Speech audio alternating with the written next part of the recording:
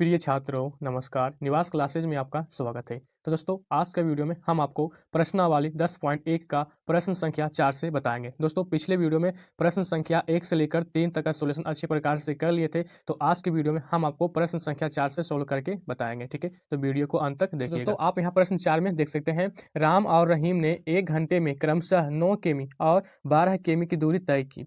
तो राम और रहीम की चाल का अनुपात ज्ञात करें। अब यहाँ आपको राम और रहीम की चाल का अनुपात ज्ञात करना है, जो कि यहाँ राम और रहीम का चाल का अंक दिया गया है 9 किमी और 12 किमी। ठीक है, तो इस क्वेश्चन को आप अच्छी प्रकार से समझ गए हैं। तो चलिए इसको हम हल करके आपको बताते हैं कि इसको कैसे हल करना है। तो दोस्तों इसी प्रकार से अब आपको अपने कॉपी पे लिखना है। ठीक है, तो यहाँ आप एक बार फिर से पुनः समझ लीजिए। राम द्वारा 1 घंटे में तय की गई दूरी 9 किलोमीटर। ठीक है, रहीम द्वारा, दोस्तों यहाँ पे जो दिख रहे हैं द्वारा और ये दूरी तक ये सेम ही चीज लिखा गया था, इसीलिए बस हम यहाँ पे इस तरह का निशान लगा दिए हैं। ठीक है, तो रहीम द्वारा 1 घंटे में तय की गई दूरी बराबर कितना है, 12 किमी। इसीलिए राम और रहीम के चालों के अनुपात ज्ञात करना है। ठीक है, तो आप यहाँ देख सकते हैं राम के लिए 9 किलोमीटर और रहीम के लिए 12 किलोमीटर। बस ये दोनों का क्या करना है, अनुपात निकाल लेना है। तो यहाँ आपको लिखना है, पहले 9 दिया गया है राम के लिए, तो यहाँ लिखना है 9 वटे के रूप में लिखना है। रहीम के लिए 12 दिया गया है, अब आपको यहाँ 9/12 हो गया। ठीक है, अब अनुपात में लाने के इसको काटना है।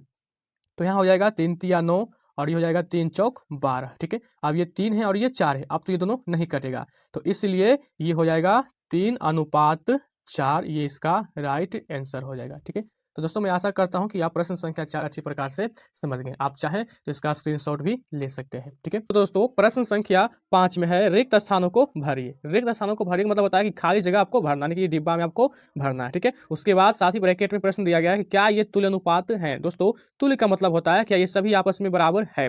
अगर बराबर नहीं आएंगे, भिन्न भिन्न आ जाते हैं, तो ये बराबर यानी कि तुल्य नहीं होंगे। अगर ये सेम बराबर आ जाते हैं कट कर, ठीक है, तो ये तुल्य होंगे। ठीक है, तो पहले तुल्य करने के लिए आपको ये सभी में अंक को भरना है, यानी कि इसको ज्ञात करना है। तो चलिए इसको पहले ज्ञात कर लेते हैं, उसके बाद जांच करेंगे ये तुल्य है या नहीं। ठीक है, तो दोस्तों इस प्रकार से प्रश्न को पहले आपको लिख लेना है। ठीक है, अब आपको संख्या पे खाली स्थान में भरना है, संख्या को ज्ञात करना है। ठीक है, तो पहले आपको लिखना है 15/18 बराबर ये डिब्बा, ठीक है, बटा में 6।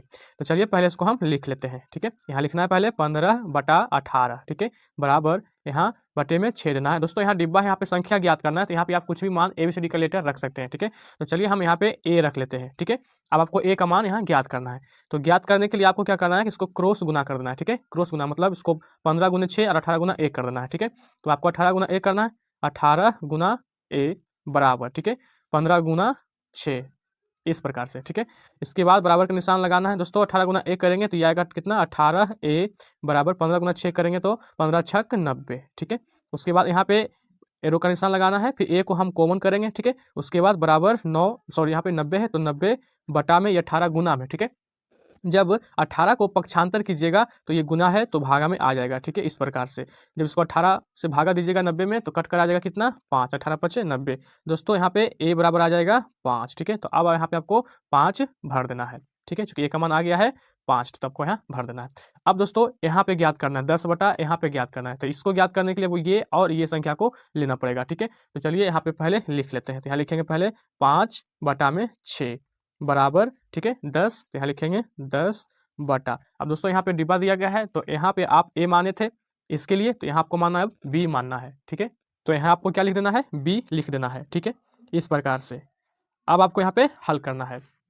अब आपको यहाँ पे क्रॉस गुना कर लेना है। ठीक है, तो यहाँ पे लिखेंगे 5 गुना में B बराबर 6 गुना 10, तो 6 गुना 10। ठीक है, अब यहाँ से गुना करिएगा तो 5B बराबर 60, इतना आ जाएगा। ठीक है, दोस्तों यहाँ पे आपको नहीं दिख रहा है, थोड़ा सा इसको ऊपर कर लेते हैं। ठीक है, इस प्रकार से अब आपको यहाँ करना है क्या, 5B बराबर 60 आ गया है, तो B को कॉमन कर लेना है। ठीक है, B को कॉमन कीजिएगा तो यहाँ 60, ठीक है, गुना का मान भागा में आ जाएगा। ठीक है, तो काटिएगा तो 12 5 60, इसलिए आ जाएगा इसका आंसर B बराबर आ जाएगा 12। ठीक है, तो अब आपको यहाँ क्या लिखना है, 12 को नोट कर देना है। ठीक है, इसके बाद अब आपको यहाँ पे ज्ञात करना है। ठीक है, तो अब आपको यहाँ लिखना है 10, ठीक है, 10 बटे में 12, तो इस प्रकार से आपको लिख देना है। ठीक है, बराबर में हो जाएगा। अब यहाँ पे देखिए B माने थे, पहले तो A माने फिर B माने, अब यहाँ पे क्या माना है इसके स्थान पे C, तो आप यहाँ लिखिएगा C बटा में 30। ठीक है, अब आपको क्या करना है, इसको फिर क्रॉस गुना कर लेना है। ठीक है, तो क्रॉस गुना कीजिएगा तो यहाँ पे आ जाएगा 12 गुना C बराबर, यहाँ पे आ जाएगा 10 गुना 30। ठीक है, उसके बाद एरो का निशान लगाना है, तो 12 गुना C कीजिएगा तो 12C बराबर 10 तिया कितना हो जाएगा, सॉरी 10 तिया नहीं, यहाँ पे क्या है 30 गुना 10 है। ठीक है, तो 30 दहे के 300, तो यहाँ हो जाएगा 300, ठीक है। अब आपको यहाँ पे क्या करना है, सी को कॉमन कर लेना है। तो ये 300 है, गुना का मान पक्षांतर में आएगा तो भागा में, ठीक है। इसको आपको क्या कर देना है, अब भागा देना है, ठीक है। तो 12 को भागा 300 दीजिएगा तो इसका राइट आंसर आ जाएगा 25, ठीक है। तो इसलिए आपको लिखना है यहाँ पे सी बराबर 25। तो आप यहाँ इसको 25 को भर देना है। तो दोस्तों अब आप यहाँ देख सकते हैं कि सभी मान आपस में फिल हो चुके हैं, भरा चुके हैं, ठीक है। अब आपको इसको चेक करना है कि ये तुल्य है या नहीं। तो तुल्य के लिए आपको लिखना होगा, ठीक है, बराबर करना है। तो आपको यहाँ लिख देना पड़ेगा तुल्य के लिए, तुल्य के लिए, ठीक है। तुल्य के लिखने के बाद आपको तुल्य करना है सभी को। तो पहले क्या है, यहाँ देख सकते हैं 15/18 है, तो आपको यहाँ लिखना है 15/18 बराबर, ठीक है। उसके बाद 5/6, तो आपको यहाँ लिखना है 5/6, ठीक है। उसके बाद क्या है 10/12, तो अब आपको यहाँ लिखना है बराबर 10/12, ठीक है। उसके बाद है 25/30, तो यहाँ लिखना है बराबर में 25/30, ठीक है। इतना लिखने के बाद अब आपको क्या करना है, इसको काट देना है, ठीक है। तो आप यहाँ काटिए, यहाँ देख सकते हैं 15/18 है, तो आपको इसको काटना है 3×5 = 15, 3×6 = 18, ठीक है। तो देखिए 5/6, तो 5/6 दो मान आपस में तुल्य हो रहे हैं, बराबर हो रहे हैं, तो ये और ये दोनों भी तुल्य होनी चाहिए, ठीक है। तो अब आपको यहाँ काटना है, तो 5 दूनी 10, 6 दूनी 12, ठीक है।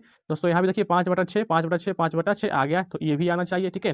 तो अब आपको इसको काटना है 5×5 = 25, 5×6 = 30। दोस्तों देख रहे हैं कि ये सभी मान आपस में क्या है, बराबर आ रहे हैं, तो आपको यहाँ लिख देना है हाँ, ठीक है। यहाँ ब्रैकेट में लिखना है हाँ तुल्य है, तो आपको यहाँ लिखना है हाँ तुल्य है। ये इसका राइट आंसर है। दोस्तों मैं आशा करता हूँ कि प्रश्न संख्या 5 अच्छी प्रकार से आप समझ गए। आप चाहें तो इसका स्क्रीनशॉट ले सकते हैं, ठीक है।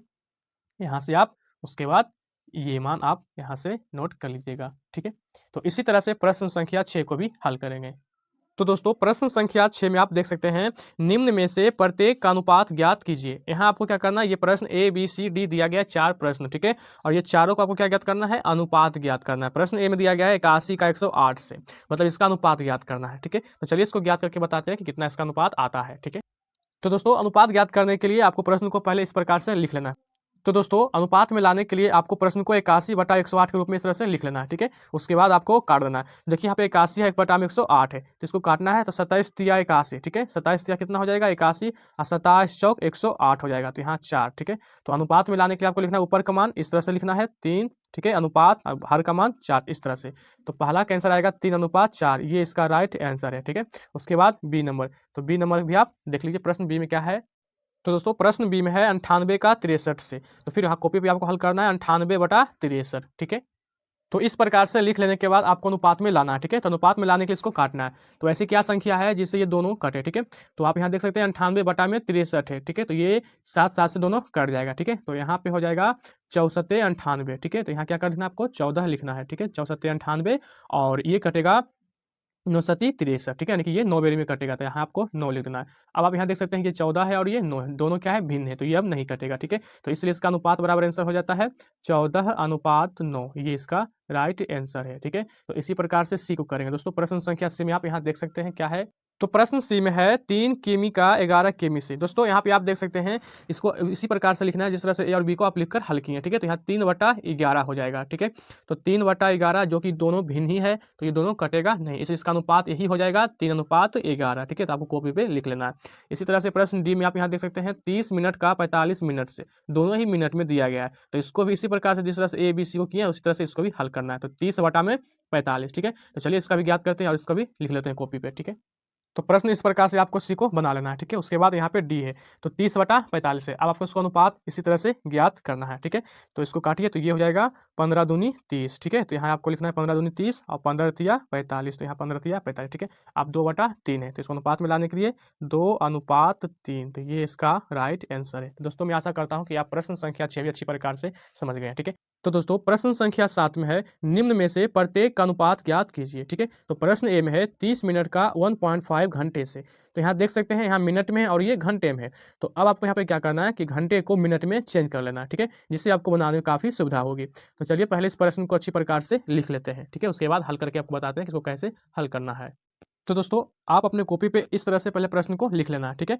उसके बाद यहाँ देखना है कि 30 मिनट का 1.5 घंटे से, ठीक है। तो अब आपको इस घंटे को बदलना है मिनट में। तो मिनट में बदलने के लिए आपको पता होना चाहिए कि, ठीक है, 1 घंटा बराबर क्या होता है, तो 60 मिनट, ठीक है। 1 घंटा बराबर क्या होती है, 60 मिनट होती है। तो इसी प्रकार से आपको यहाँ बदलना है। तो 1.5 घंटे मिनट में कितना होगा, तो बस यहाँ आपको लिख देना है क्या, 1 घंटे बराबर 1.5 गुना 60 मिनट। ठीक है, इस प्रकार से आपको लिख देना है। जब इसको गुना कीजिएगा तो इसका राइट आंसर आ जाएगा 900। ठीक है, लेकिन यहाँ पे क्या है, पॉइंट लगा हुआ है, एक संख्या के बाद दशमलव लगाया गया है। तो बस आपको भी करना है, एक संख्या के बाद दशमलव लगा देना है। ठीक है, तो ये इसका राइट आंसर आ गया है। ठीक है, अब आपको यहाँ पे टोटल को बदलना है। तो आप यहाँ देख सकते हैं 90, यहाँ पे पॉइंट के बाद जीरो है, तो जीरो का इसका कोई वैल्यू नहीं है। ठीक है, इसलिए इसको पूरा पूरी आप कह सकते हैं 90 मिनट है।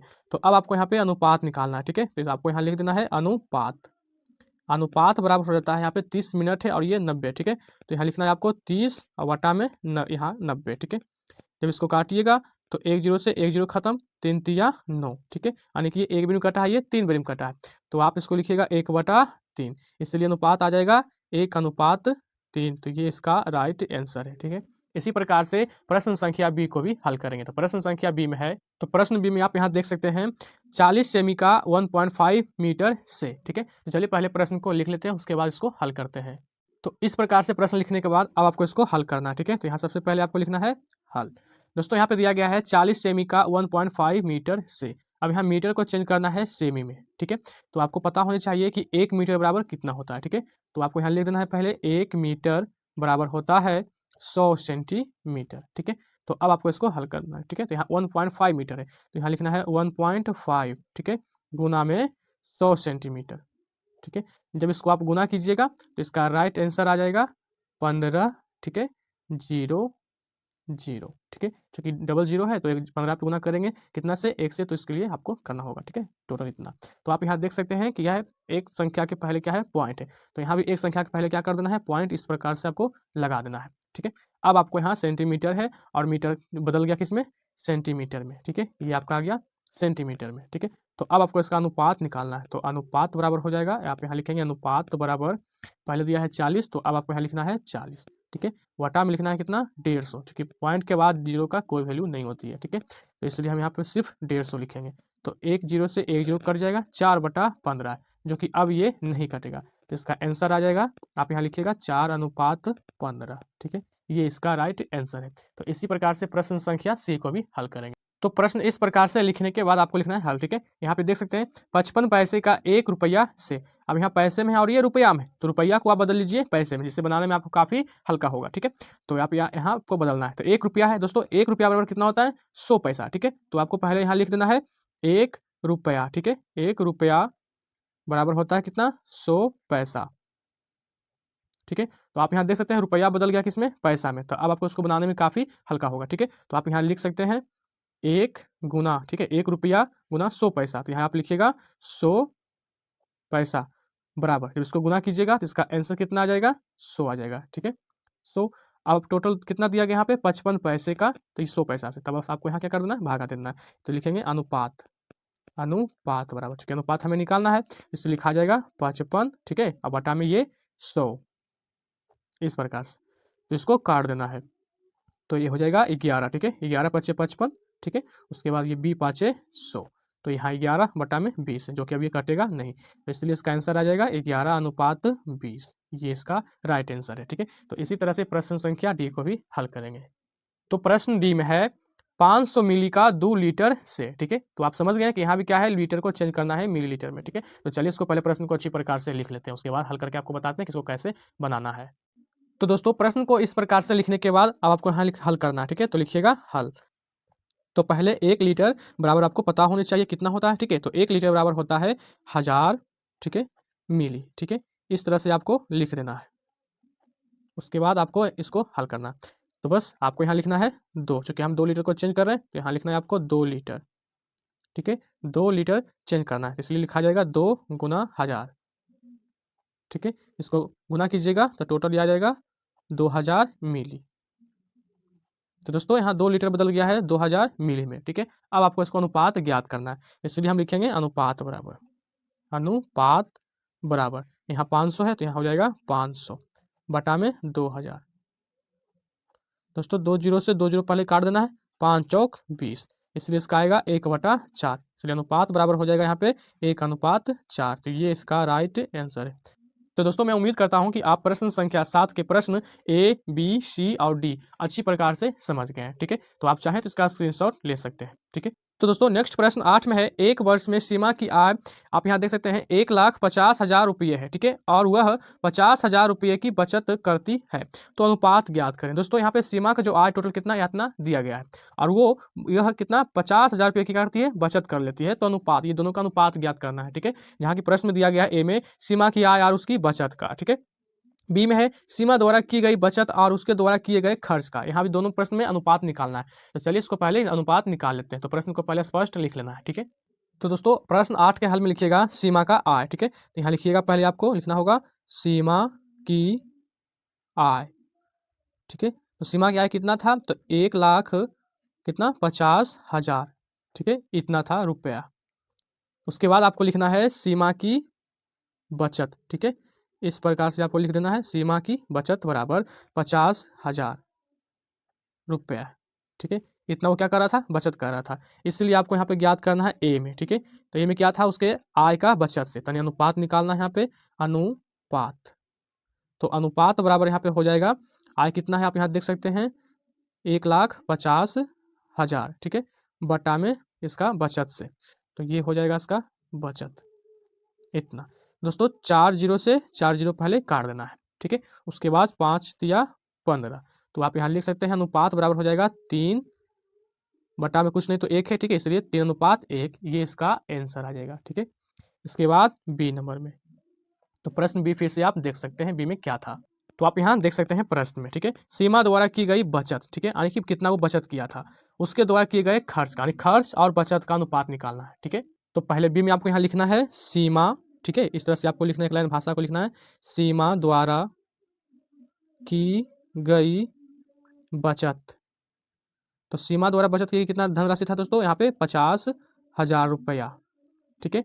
उसके बाद सीमा खर्च कितना कर रहा था, तो आपको यहाँ लिखना है सीमा द्वारा की गई खर्च, ठीक है। तो खर्च में टोटल आय कितना था आप यहाँ देख सकते थे 1,50,000, और घटा देना है उसमें टोटल कितना, बचत को घटा देना है, ठीक है, यानी कि 50,000 को आपको घटा देना है। जब इसको घटाइएगा तो इसका राइट आंसर आ जाएगा, आप यहाँ देख सकते हैं 1,00,000 पूरा पूरी आ जाएगा, ठीक है। इस प्रकार से यहाँ पे संख्या जो है आ जाएगा।